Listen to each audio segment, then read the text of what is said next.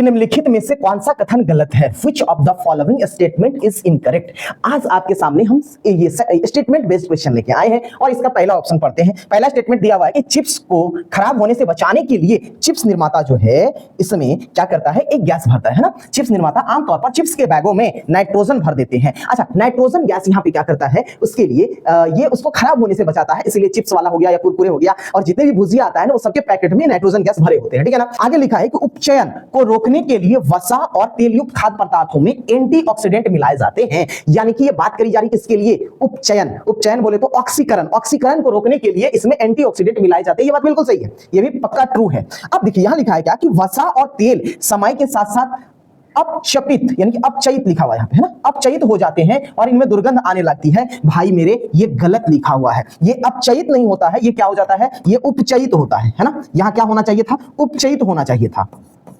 उपचयित, उपचयित मतलब oxidation, oxidation होना चाहिए था और ऑक्सीडेशन होने के कारण ही क्या होता है कि उसमें क्या, कुछ समय बाद जो है तेल अगर खुला में रहता है तो उसमें दुर्गंध आने लगता है, क्योंकि ऑक्सीजन से रिएक्शन करता है और रिएक्शन करके अपने जो मॉलिक्यूल्स होता है, अणु होता है, उसको तोड़ देता है ना। तो इस कारण से इसमें दुर्गंध आती है। तो इसका आंसर जो है प्रॉपर तरीके से क्या होने वाला है, सी होने वाला है, ठीक है ना। बाकी देखेंगे, कह रहा है कि वसा और तेल उपचयित होने के कारण बासी हो जाता है। ये बात बिल्कुल सही है कि वसा और तेल जब क्या करता है, ये ऑक्सीडेशन कर लेता है, ऑक्सीजन के उपस्थिति मतलब ऑक्सीजन से रिएक्शन करता है तो वो क्या हो जाता है, बासी हो जाते हैं और उसमें दुर्गंध भी आने लगते हैं। लेकिन यहां लिख दिया था अपचयित, अपचयित नहीं होता है, ये उपचयित होता है ना। अगर थोड़ा सा समय देंगे तो हम यहां पे नोट कर देते हैं। जैसे देखिए ऑक्सीकरण जो करेगा, ऑक्सीकरण को हम लोग क्या लिखते हैं, इसको लिखते हैं अवकारक। अवकारक भी यही बात हुई है ना। फिर इस अवकारक को और क्या कह सकते हैं, इसको उपचयन कह सकते हैं, उपचयन कह सकते हैं और यहां लिख सकते हैं इसको अपचायक।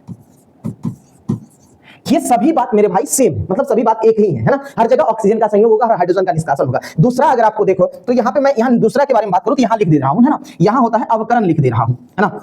जो अवकरण करेगा उसको ऐसे याद रखिएगा, वही ऑक्सीकारक होगा, वही ऑक्सीकारक होगा और जो ऑक्सीकारक होगा वही क्या करेगा, अपचयन करेगा, अपचयन करेगा और जो अपचयन करेगा वही क्या होगा, उपचायक होगा, है ना, उपचायक होगा। देख लो ये दोनों में डिफरेंस है ना। तो ऑक्सीकरण को अवकारक, अवकारक और उपचयन अपचायक भी कहते हैं, अवकरण को ऑक्सीकारक, अपचयन उपचायक भी कहते हैं, है ना। बातें क्लियर